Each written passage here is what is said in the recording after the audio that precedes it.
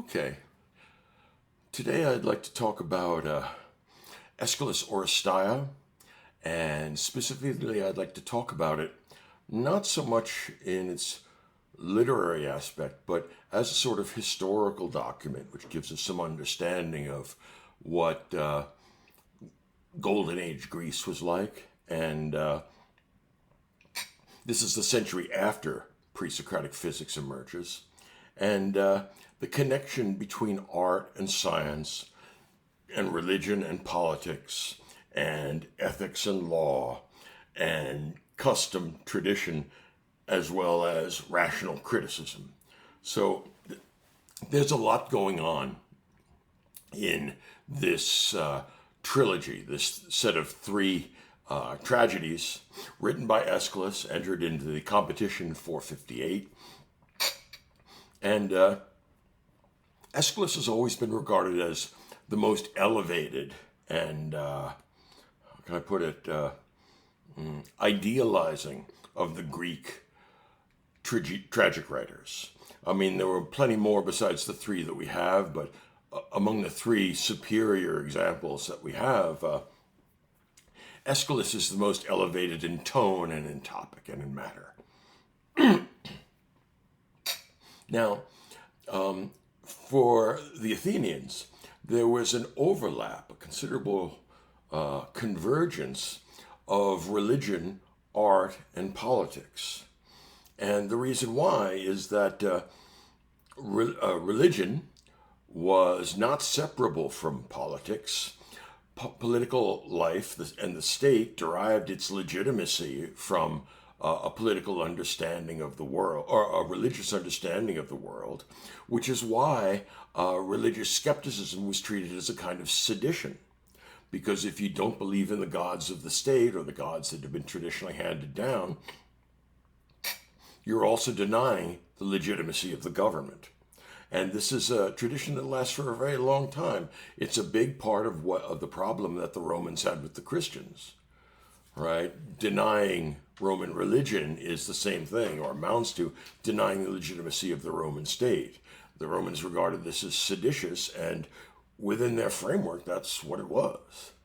But to come back to Aeschylus, the Oresteia is the only example we have of a full set of three tragedies, because they were entered into this festival, the festival to Dionysus, which was held every spring, and then they would choose three contestants, the three best writers and their three best tragedies, and then they added to each of their set of three tragedies something called a satyr play, which was apparently a kind of bawdy and burlesque sort of comedy. Remember, the word tragedy comes from the Greek tragodia, goat song, and the goat is a symbol of sexuality, fertility, lust, and they're singing the goat song. They're singing songs about human passion, but not just human passion. They're also singing a song or creating a poem about human aspiration and also human limitation. In every case, tragic heroes cause some difficulty for themselves, and they have to realize before paying for their mistake with their death that they did it to themselves. So it's the most capable and most heroic that have a tendency to outsmart themselves. Those that heroically push the envelope sooner or later are going to break the envelope, and when the envelope tears, it'll be too late. You'll be outside the envelope and there'll be no way to fix it. So you might say the tragedy is about irrevocable mistakes, mistakes that nobody can fix. Consider, for example, Oedipus. He killed his father, he had sex with his mother, he became king of Thebes and started a family. So he has a number of children who are also his half-brothers and sisters. When he finds out, and when Jocasta finds out who and what they are, Jocasta kills herself, and then Oedipus gouges his own eyes out, all right, which is not quite death, but we're certainly moving in that direction. And by the time we finish the Oedipus saga, we will find him buried in some secret grove in Athens, redeemed in some way by his suffering, made holy by his suffering. Problem with Oedipus is that even if we have the best intentions in the world, there's nothing we can do to fix your problem. Your dad is dead, and you killed him, and there's nothing we can do about that. Your mom is your wife, and you have several children. There's nothing we can do about that that isn't going to make it worse. I mean, you wouldn't want to kill the children. You wouldn't want to kill your mother and wife. So you're stuck with this, and your life is permanently messed up. There's nothing anybody can do for it. So tragedy individuates. It's about particular people and the particular kind of mistakes that they make and the sort of labyrinth that they create for themselves. They never get out of it. Characteristically, tragedy ends in death. Not always, but almost always. Think of Shakespearean tragedy, right? You get a big mound of corpses at the end of Hamlet, at the end of King Lear, at the end of Romeo and Juliet, or at the end of Othello. So, yeah, you have to have a whole bunch of dead people when you finish a tragedy. That's what contrasts tragedy with comedy. Comedy, unlike tragedy, ends in marriage rather than death. Comedy is about the first half of human life. And it's about the mistakes that we make that can be fixed. In other words, comedy is about revocable errors. You can make a mistake in a comedy, but before the end of the comedy, when everybody has to get married, you have to resolve the mistake and find out that you're really long-lost, separated twins who didn't recognize each other initially and thought and did a lot of cross-dressing, but now you understand who you are and we're all going to get married and live happily ever after. So comedy ends in life, tragedy ends in death. And one is about the first half of human life, the other is about the second. One is about mistakes that we make that can be fixed. The other is about the terrible class of mistakes that we make that can't be fixed. It's a kind of standing warning that the price of heroism may well be self-destruction. And by the time you realize that you've gone too far, it's too late. That's something that just about every tragic hero has in common. Now, another thing that tragedies have in common is grossly dysfunctional families. I mean, however messed up your family life may be, it's not as bad as the families that get to be immortalized in Greek tragedy. In this case, the line which leads to Agamemnon and Menelaus goes all the way back to Father Zeus and Pelops and Tantalus, and much of their family interactions involve cannibalism, where, as a way of getting back at and revenge of one brother to another, he kills his children and feeds them to him. There's various references to fratricide, matricide, patricide. Everybody's getting killed, and much of this murder is within the family. There's a good bit of cannibalism, some incest, some adultery of one brother with another brother's wife. In other words, in every way that a family can be messed up, the families in Greek tragedy are. All right, so they're kind of standing examples of heroically enlarged dysfunction. Another thing that's worth noting about tragedy is that, unlike epic, we're finally going to get some interesting female characters. Back when we were in the age of epic, which is an age of oral literature, women were mostly used as counters, which indicated the status of the hero that owned them or that had captured them, something like that. A good example is the fact that Agamemnon is bringing home his concubine, Cassandra, and on the assumption that his wife isn't going to mind. So, we get interesting female characters, and most of them are monstrously crazy. We get people like Medea, or people in this case like Clytemnestra. She is understandably enraged, but it is strange because it seems It's an inversion in the understanding of activity, particularly vengeance, because it is found in the hands of a woman. The description of Clytemnestra and her lover, who's also her cousin, Aeschylus, reverses the sexual dynamics. She is clearly the initiator. She is clearly the leader. She is clearly the ruler. He's an acolyte. He's a bit player.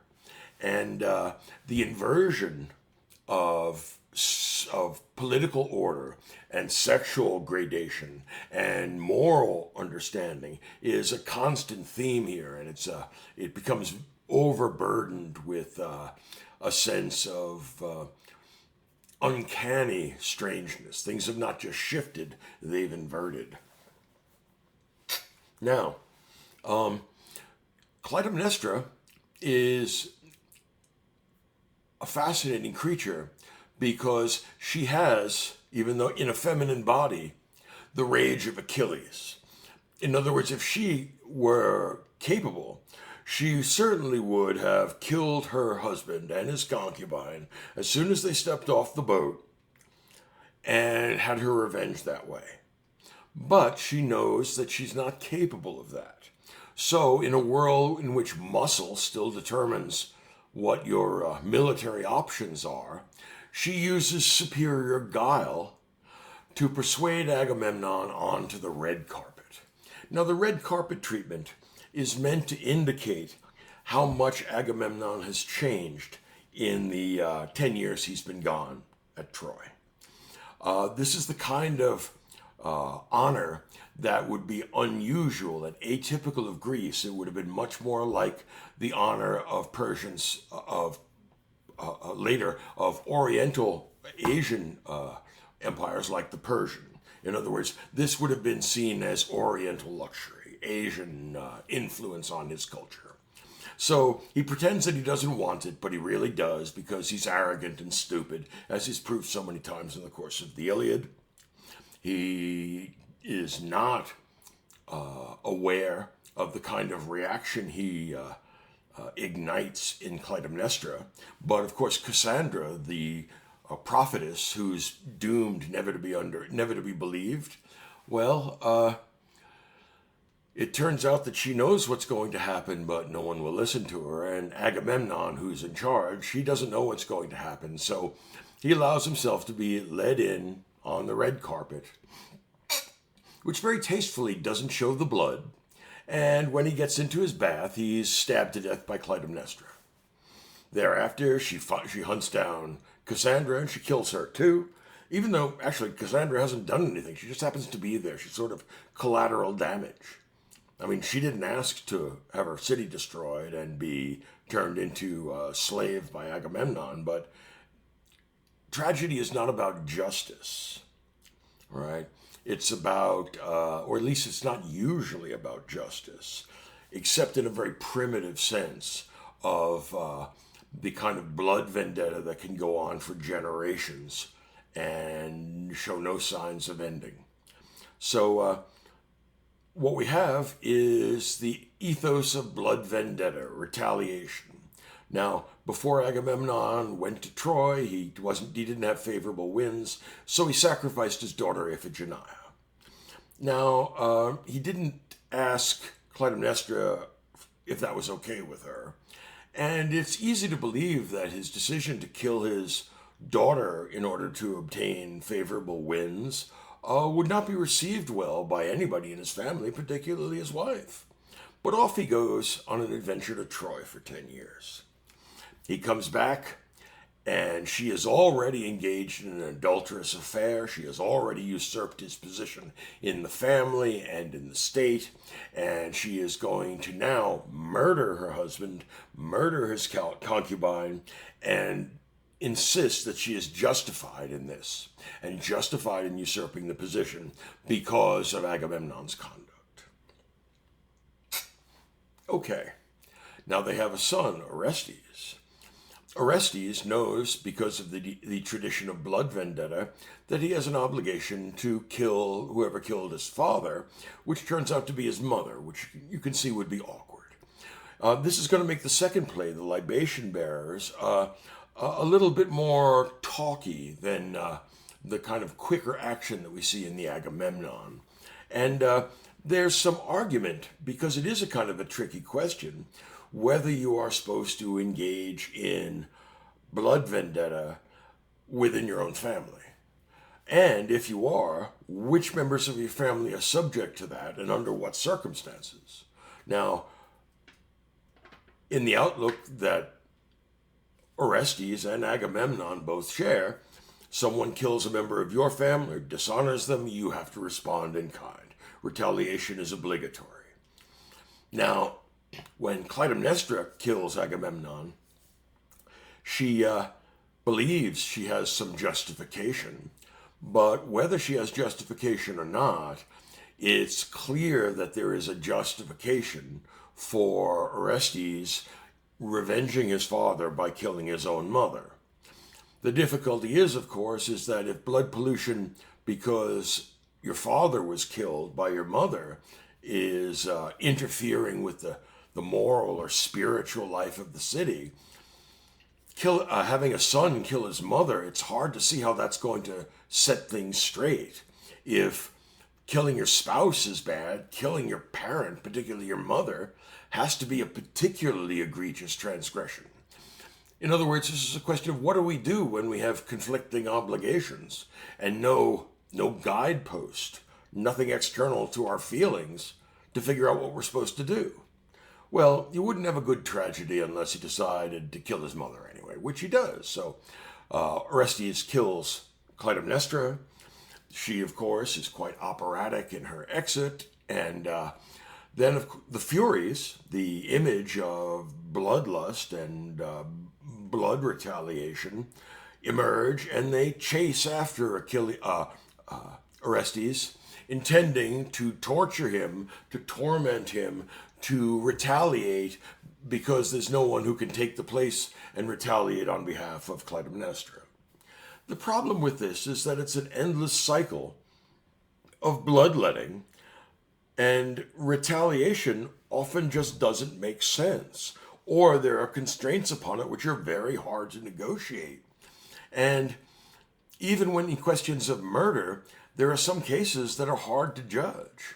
So what they do in the third play, the Eumenides, is they flee to Athens. Orestes goes with the Furies close behind him, these primitive goddesses of retribution. And they come to Athena's city. Now, Athena is observing this, and Athena is the patron city of Athens, patron goddess of Athens. It's Athens' city, and she's the goddess of wisdom.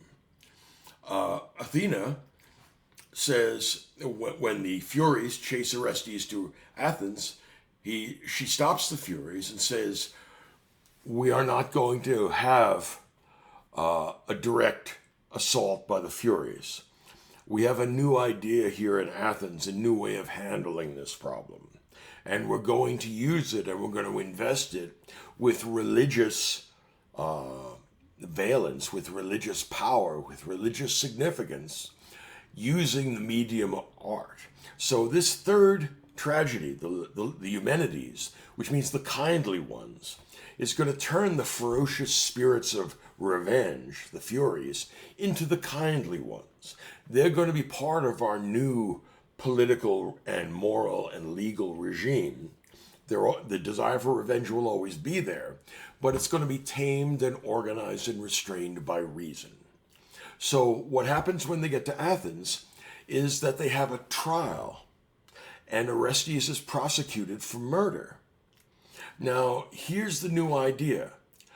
This is called the rule of law. If you think of pre-Socratic physics as physics 2.0, remember that I told you that every scientific revolution always creates a transformation in the other domains of culture, particularly the humanities. This is a prime example of that. The third tragedy in the series, the Eumenides, does not end in death. Orestes does not get convicted and does not get executed. the vengeance demanded by the Furies is thwarted. And the reason why is this.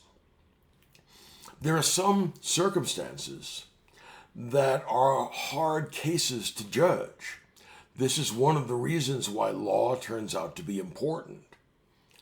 All right? Not every case falls so clearly under one conception or another. All right? So was killing Clytemnestra unjustifiable, foul matricide, or was it the all too justifiable murder or killing of the wretch that murdered his father? Well, the problem is both are true. And within the confines of the tradition of blood vendetta, there's no one right answer. I mean, you could do either. Orestes could have done either, and also the Furies don't have to treat him as if he were exclusively a matricide. Now, what happens is that this is a very close case. They get 12 Athenian jurors, and 6 think that Orestes is guilty, 6 think that he's innocent. So Athena breaks the tie and says, you are acquitted of matricide, or this is something like justifiable homicide. And for that reason, you are not going to be killed, but the Furies are going to stay with us and become part of our new regime, our rule of law. Do you see how the rule of law is to blood vendetta what Homeric poetry is to pre-Socratic physics? In other words, it's a new, non-mythological, non-traditional way of accounting for the world. They've invented a new rational account of their new idea, the rule of law, which is a really sophisticated one. And the idea is that everyone is going to be held to account to the same external objective standard. And justice will require that you refrain from immediate blood vendetta and let the law take its course. Why? Well, because people are not good judges of their own cases. And so this is going to give you an objective standard of justice. This is politics or law 2.0. It's the intellectual analog of the physics 2.0 we got from Thales and his subsequent thinkers. Every time you have a scientific revolution, you have to generate a revolution in all the other domains of culture. All right, let's bracket that for now. My big point is this. Art and religion, the myths that they formulate, are cognitive. They're telling you something about the world. They are justifying and creating a vocabulary of images and stories with which people are going to legitimate their new political and legal regime. So in the future, if anybody wonders why we have laws and a jury, the answer will be is that Athena really liked that idea. And you should have a look at Aeschylus's play. Remember that tragedy, unlike epic, is the characteristic literary activity of a culture that is literate. Whereas the earlier tradition of epic at least starts out and spends most of its life as an oral tradition. Now I want to move from Aeschylus to Plato. Let's look at Republic Book 2. And what I want to talk about here is the development of the Platonic drama. This is a transformation of Greek comedy and tragedy. Greek comedy and tragedy are to the senses what Platonic dialogue is to the mind. That's the reason why you can't perform Platonic dialogues. They're written in such a way as they cannot be performed, because they are not meant to be spectacles, not objects of your observation. Instead, they're supposed to be objects of your cognition. And so, Platonic drama is to tragedy and comedy as mind is to body. Okay, so Plato is going to be writing epic and comedy and tragedy and lyric But here, we're starting out on a sort of journey. We have come down to Piraeus.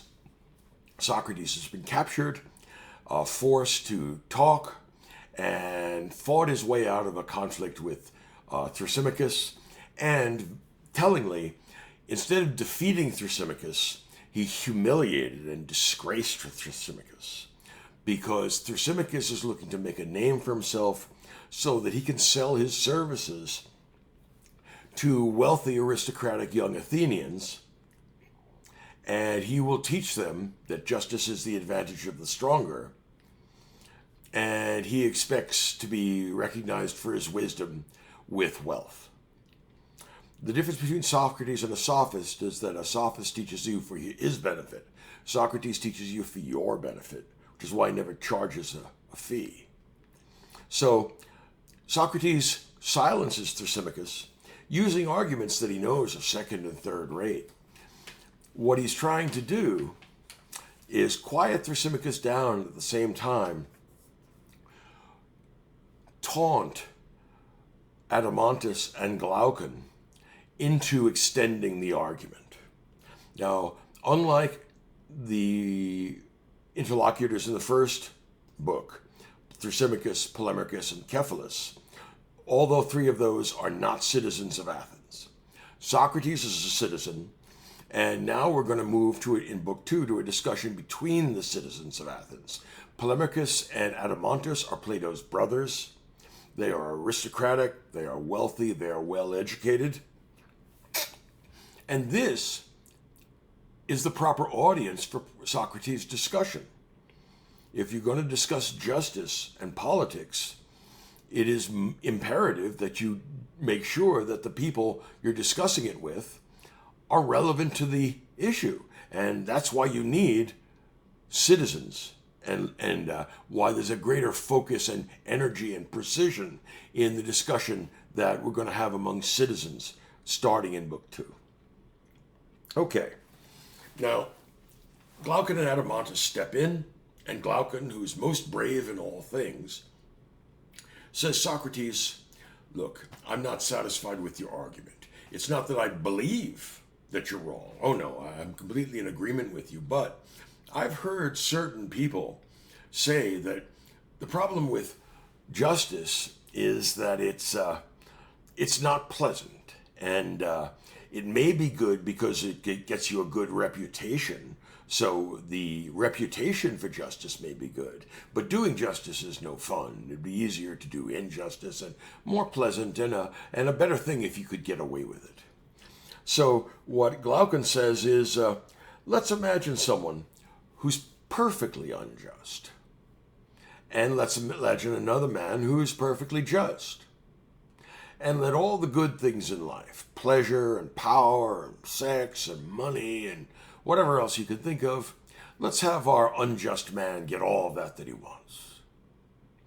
And then let's have the just man be mistaken and thought unjust, so that his eyes get put out and he gets burned and chopped up and all kinds of really awful, gruesome things happen to him. Now, Glaucon says, Socrates, what we need to know is a good explanation for why the just man is better off even when wretchedly punished and is immiserated and harmed, and the unjust man who's having a ball as the emperor of Persia, why he's worse off. Now, you have to understand the irony here, all right? Glaucon and Adeimantus are gentlemen, and they have heard these sophistic encomia, which is a speech of praise, for power over justice, and arguments that the sophists have made that justice is weak and justice is harmful. It's a kind of naive innocence. Well, Thrasymachus has been hoping to sell his services, but he got beaten by Socrates. Now, the boys that have stepped in, Glaucon and Adeimantus, they want to know, show us that justice is good in and of itself, not at all for the things that it gets you. right? Instead, let all the things that it gets you go the other way, flip them, and then show us that justice by itself is good. They point out that there are three kinds of good things. There are things that are good in and of themselves. That would be something like health. There are things that are good because of what they get you. That would be things like work, right? If you want to eat, then you have to go to work and earn your living. So some people, at least some of the time, don't like the work that they're doing, but they do it because they like what it gets them. Something like gymnastic exercise might well be the same. People may not enjoy sweating and working hard, but they may like the health that it brings them.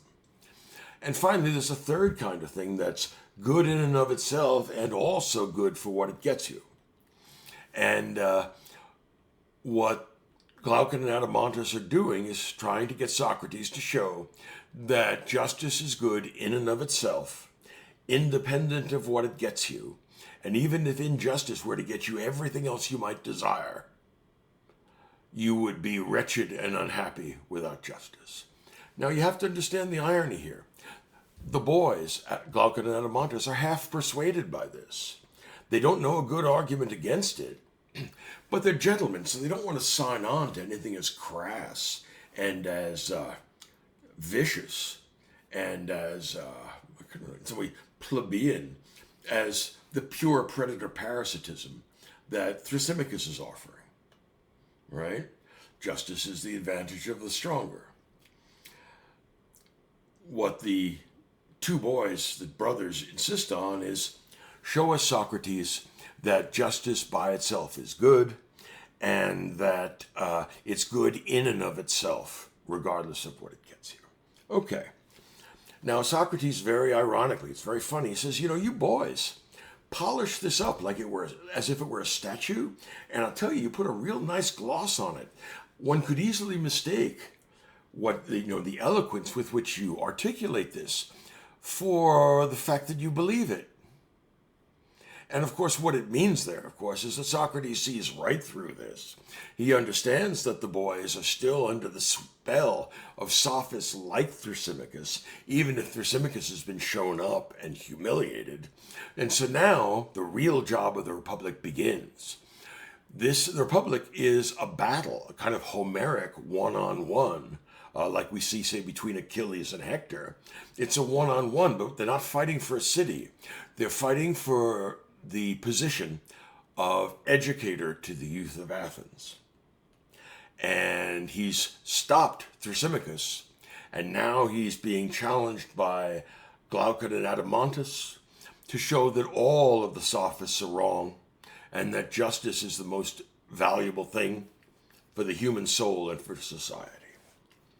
Now, here's where Plato begins one of his, it's an analogy that's central to the Republic, but it never really gets argued for. You just take it as it is. The city is like the man. And it's not so far-fetched. It means that the microcosm and the macrocosm have a certain isomorphic homology. Fair enough.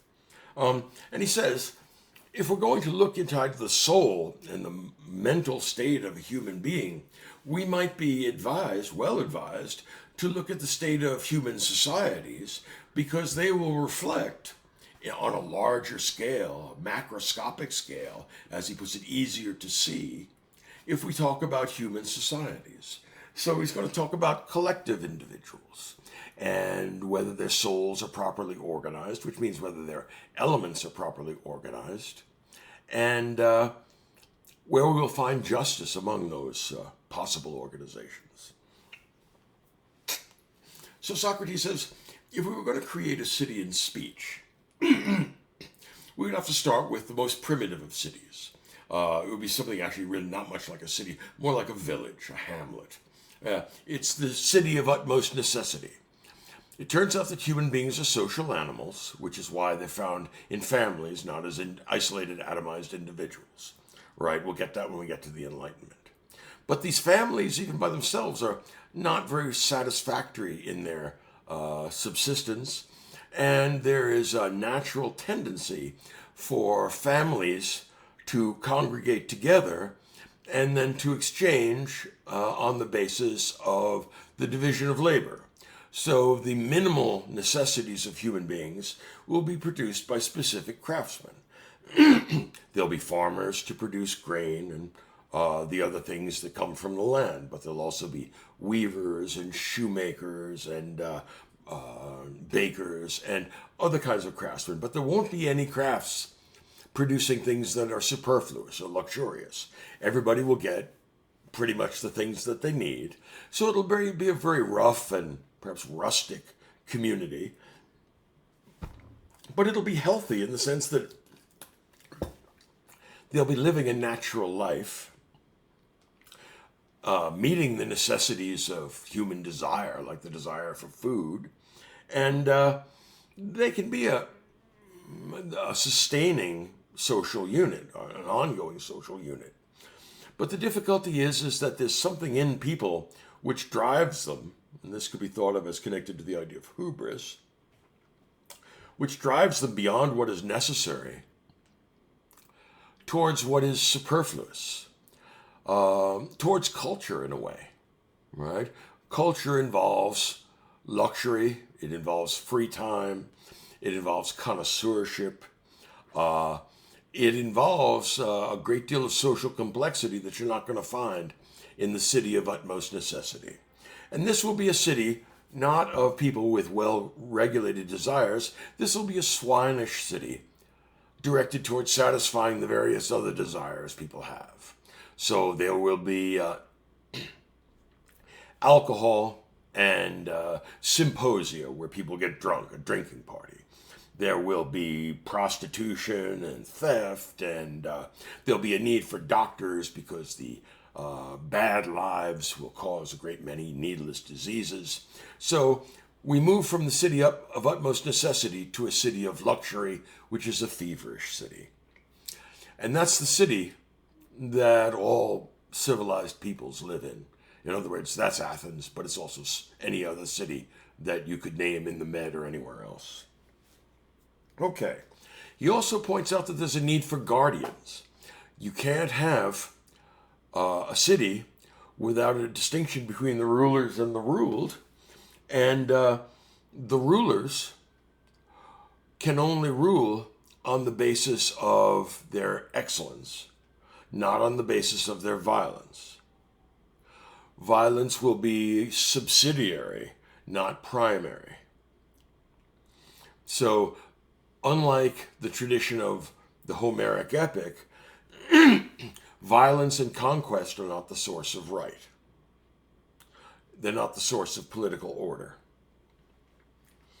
What we need is a new kind of ruler and a new kind of order that subordinates violence to knowledge. And this will offer us a possibility to create a new political science, a new ethics, a new politics, a new law, a new aesthetics, which is now intellectually respectable in the new intellectual contexts that have been created by the development of pre-Socratic physics a century before, or 2 centuries before, because Plato was writing this. So, Plato begins to talk about the structure of society, and we hearken back to an image that we got from Thrasymachus of shepherds, sheep, and dogs. Shepherds, in Plato's view, serve the interests of their flock, and they take care of them because that's what a shepherd's job actually is, properly speaking. Thrasymachus believes the shepherd is a pure predator-parasite who has the sheep only for his own benefit. And Socrates thwarts that argument, but Plato's going to hearken back to it. He's going to say what we're going to need is someone that relates to the ordinary people making up society in the way that a human shepherd relates to a bunch of quadrupeds.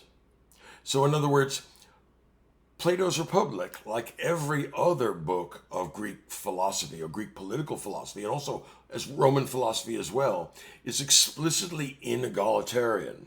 Plato does not believe in human equality. Neither did Aristotle, neither did anybody else among the ancient Greeks. The Romans didn't believe in equality either, except in a very attenuated sense that you have with some of the Romans, some of the Stoics, that potentially, since everybody's has the potential to be rational and perfectly rational, they have the potential to be perfectly stoical. But alas, in the real world, almost nobody does. But apart from that, inequality is the emphasis of Greek and Roman culture. Consider the fact that the Greeks are the ones who invent the Olympic Games. That's not about everybody throwing the discus the same distance. That's about seeing who throws it the furthest. That's what their archery and their javelin throw and all the other Olympic competition is about. It's about who's the best. Where the source of human equality is not Athens, it's Jerusalem. And Jerusalem, monotheism, is going to introduce the idea of human equality. It doesn't exist among the Greeks or the Romans. That's going to be one of the big transformations that happens when there's a kind of braiding together of Athens and Jerusalem. So, Plato wants the shepherds to be good shepherds. They take care of society, and they do it out of moral obligation, because knowledge carries with it its own moral necessities. And Plato is going to subordinate everything, politics, ethics, law, but also things like physics and also things like aesthetics to ethics. So in other words, he's going to bring moral judgment to bear on art. And he's going to say no matter how powerful and moving a piece of art is, if it gets its listeners to behave badly, it has to be censored because then it's bad art. This is essentially the argument we make when we don't allow children access to pornography. Or think of it differently. One of the most platonic things in our culture is Sesame Street. What do we show little kids in Sesame Street? Numbers, colors, letters, the days of the week. Caring means sharing, be nice to people. But we never show them, say, how to load a handgun. Or we never show them the pleasures of narcotics addiction. And the reason why we don't give them access to that is because we think it has a bad influence on kids. Plato was the first person to figure that out and make an argument about it. And it's a very important argument, as we're going to see when we get to book 3. But the point is this. Much of Greek tragedy and much of Greek myth is really messed up. I mean, think of Medea, who chops her brother to bits to make her escape with Jason, and then she persuades some 7 daughters to cut up her uncle, and they stew him, and then it turns out she can't resurrect him, so they've all killed their father, and then later on she's going to kill her own children just to get back at her husband. This is not fun for the whole family, but the Greeks thought it was. Not just Medea. Think of something like, Aeschylus' Oresteia would be a good example. Clytemnestra kills her husband. Her son kills her. The Furies chase Orestes. Father murder, mother murder, murders within the family, incest, rape, adultery, the whole 9 yards of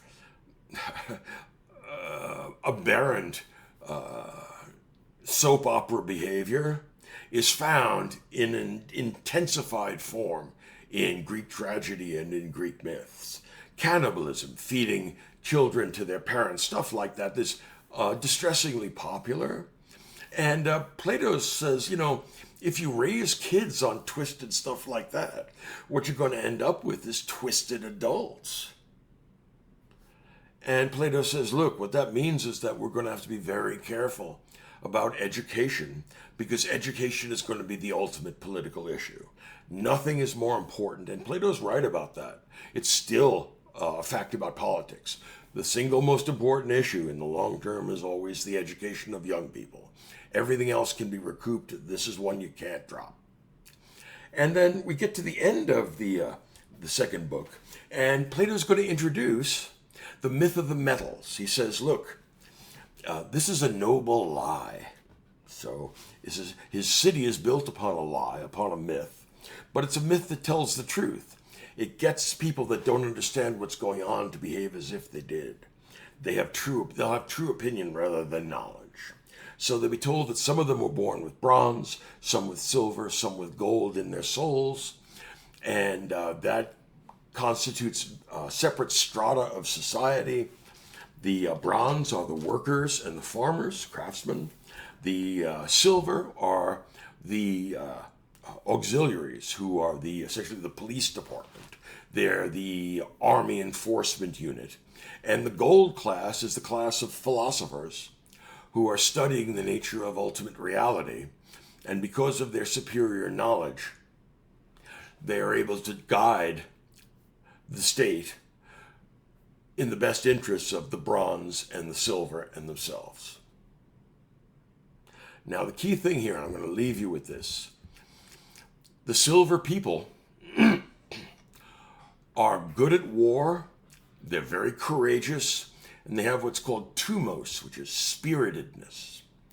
And what they are is Homeric heroes who have been demoted a notch, because the problem with Homeric heroes is that they were really good at fighting and destroying things, but they were not guided by wisdom, and many of the decisions they made were catastrophic and self-destructive.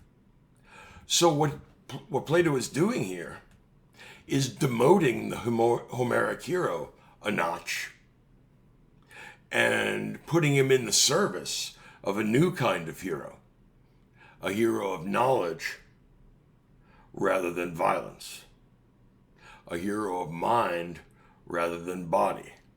The body heroes are going to be our silver auxiliaries who enforce the decisions of the philosophers.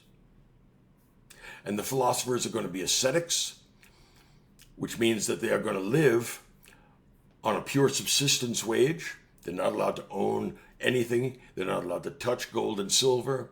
And what that means is this will be, as Marx would say, the theoretical minimum for the extraction of surplus value. In other words, because everything gets produced by the workers, and the guardians, the gold, only take food and clothing and whatever it is they need, but they don't have any possessions. All of what's left over goes back to the producers. So in other words, this is the absolute minimum of economic exploitation. So Plato's gold class is going to be a quasi-hereditary priesthood, and there'll be a priesthood of ascetics, and it'll be very, very stable, because whatever regime change might happen, the new rulers are going to take more than the absolute minimum that's being taken by the Platonic guardians. So there's no reason for the bronze or the silver to try and usurp their position, because under any other regime, they're going to get less. So Plato is going to leave us now with the myth of the metals, which he calls a noble lie. What that means is that Plato doesn't believe that everyone has equal access to truth and understanding. And that's a plausible enough idea. It depends on what you do with it. On the other hand, Plato wants to make sure that the rulers do not become arrogant and avaricious. And he's going to ensure that by not allowing them to own anything at all. And this is a set of extremely radical ideas. And we'll have to investigate further to figure out what makes a lie noble, or are lies ever noble. And maybe we'll make reference back to that Jack Nicholson movie where he says, "You can't handle the truth." I don't know if that's a damning admission or not. But as we move on now to Book 3, we're going to get the attack on Homer, and we'll find out what Platonic aesthetics and aesthetics in the service of ethics is going to look like. Bye-bye.